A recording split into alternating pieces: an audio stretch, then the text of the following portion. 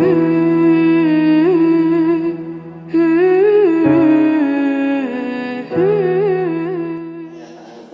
saya tentang Hizbut Tahrir sebagian besar itu rujukannya dari kitab-kitab Hizbut Tahrir.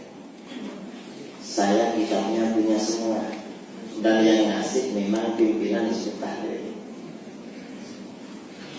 Dan saya bisa baca. Ini kawan-kawan yang sering marah-marah, Pak Kiai nggak diskusi, yang bilang nggak bisa baca, repot gitu. Pada masalah Hizbut Tahrir, masalah apa? Tidak beriman kepada pokok-pokok. Itu saya clearkan, pernah bertemu dengan mereka setahun yang lalu sebelum Hizbut Tahrir dibubarkan oleh Pak Wiranto, Menko Polhukam. Beberapa bulan sebelumnya ada kawan-kawan Hizbut Tahrir datang ke rumah. Satunya ada alumni Yaman, ya, pernah belajar di Yaman, alim banget. Satunya tidak ada di Timur Tengah, ada 4 orang. Sampai di rumah, mereka bilang, Pak Kiai minta tolong, apa? Hizbut Tahrir itu jangan dibeda-bedakan dengan Ahlus Sunnah, karena sama, Pak Kiai ini beda-bedakan. Lalu saya bilang, kalau memang Ahlus Sunnah dan Hizbut Tahrir itu sama, kenapa sampean keluar dari Ahlus Sunnah dan ikut Hizbut Tahrir? Katanya sama, kenapa keluar? Nah, sampean keluar dari Ahlus Sunnah, pindah ke Hizbut Tahrir, berarti beda. Buktinya sampean keluar, saya bilang begitu. Mereka diam, cuma nggak siarkan pada waktu itu. Tapi ada saksinya, mereka berempat, ada murid saya suruh menungguin. Karena saya sendirian di rumah waktu itu. Saya larang keluar, kamu jangan keluar, saya di sini, saya ada orang. Terus yang kata mereka, apa bedanya ini Ahlus Sunnah dengan Hizbut Tahrir? Beriman pada Allah. Kalau menurut kami Ahlus Sunnah, semua perbuatan manusia yang disengaja dan tidak sengaja adalah ciptaan dan ketentuan Allah. Kalau menurut Hizbut Tahrir, sama dengan Syiah dan Mu'tazilah, perbuatan yang disengaja itu adalah ciptaan dan ketentuan manusia, bukan ciptaan dan ketentuan Allah. Gimana? Yang betul ya? Bilang begitu. Tapi ada kesamaannya katanya. Apa kesamaannya? Hizbut Tahrir berkeyakinan bahwa kemampuan manusia untuk melakukan itu ciptaan Allah. Manusia punya kekuatan itu dikasih Allah. Saya jawab, nah itu perbedaannya. Itu beda namanya dengan Ahlus Sunnah. Karena di dalam kitab-kitab akidah diterangkan, orang yang berkeyakinan bahwa manusia berbuat karena kekuatan yang diberikan oleh Allah kepada manusia itu, tetapi dia yang menentukan dan mentakdirkan, itu ahli bid'ah. Menurut kami itu masalah pokok. Jadi memang saya sudah clear dengan pimpinan Hizbut Tahrir. Yang kedua, masalah khilafah. Masalah khilafah ini juga sudah clear. Mereka tidak membantah karena mereka tidak punya dalil. Kalau memang punya dalil, pendapat saya sering saya share di Facebook, di mana-mana. Gak ada jawabannya sampai sekarang. Khilafah itu hadiah. Menurut kita Ahlus Sunnah, khilafah itu artinya kekuasaan. Umat Islam itu menguasai dunia Islam, menguasai dunia. Orang-orang takut pada orang Islam. Itu namanya khilafah. Khilafah ini bukan cuma sekedar jabatan.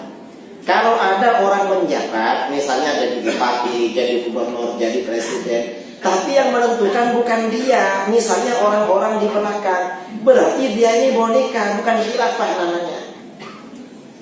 Nah, khilafah yang dimaksud di dalam Al-Quran seperti itu. Nah, khilafah itu kata para ulama adalah buah, sedangkan pohonnya adalah iman dan amal soleh. Orang itu dapat buah kalau menanam pohon. Dalilnya mana? Saya dari tadi kan nggak bicara dalil, cuma bicara teori, kenyataan.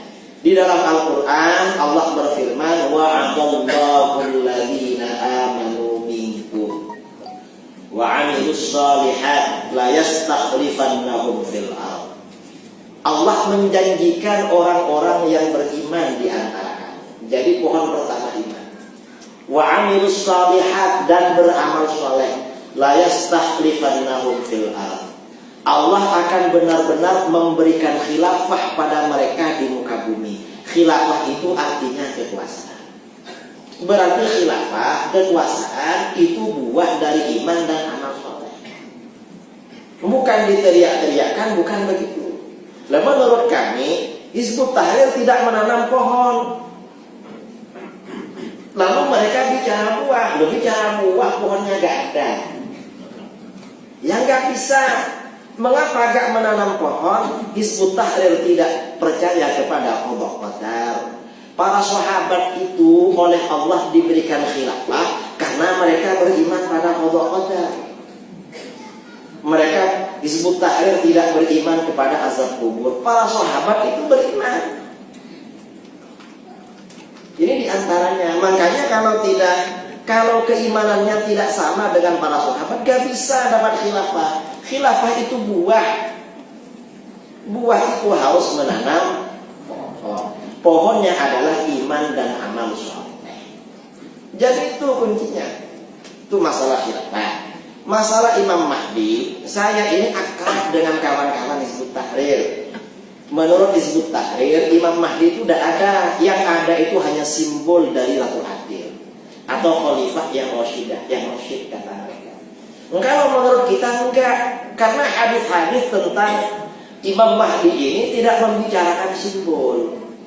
Yang dibicarakan memang orang secara fisik. Ada namanya, ada orang tuanya, ada tempat kelahiran, tempat pembaiatan. Itu lengkap di dalam kitab-kitab hadis, dan hadisnya mutawatir. Ada ulama dulu ya pada abad ke-6, namanya Imam As-Salami, kalau nggak salah, menulis kitab berjudul Iqdud Durar fi Akhbaril Mahdi Al-Muntazar. Itu satu jilid cerita tentang Imam Mahdi. Imam Jalaluddin As-Suyuti menulis kitab berjudul Al-Arful Wardi fi Akhbaril Mahdi. Ada hadisnya. Nah, ulama-ulama modern ya, Imam Syekh Abdullah Al-Ghumari juga menulis kitab tentang Imam Al-Mahdi. Kesimpulan para ulama, Imam Mahdi bukan simbol, tetapi memang benar-benar nyata dalam dunia fisik. Ini oleh Hizbut Tahrir dianggap simbol. Kalau dianggap simbol, berarti gak beriman sungguhan kepada Imam Mahdi yang diterangkan di dalam kitab-kitab hadis. Itu maksudnya. Saya gak ada kebencian kepada Hizbut Tahrir atau kepada ini. Enggak. Kita ini saling mengingatkan. Saling mengingatkan. Kita ingin selamat, saudara kita juga kita inginkan selamat. Enggak ada. Malah Hizbut Tahrir itu menurut saya agak salah semua. Hizbut Tahrir ini yang bagus ya, anak-anak perempuan akhwat kalau ikut Hizbut Tahrir itu siap dipoligami. Saya cocok dengan itu.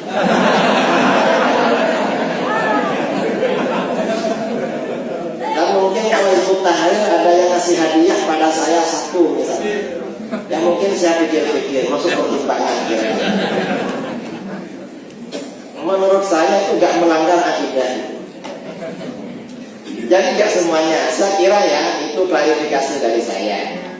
Mungkin pertanyaan selanjutnya.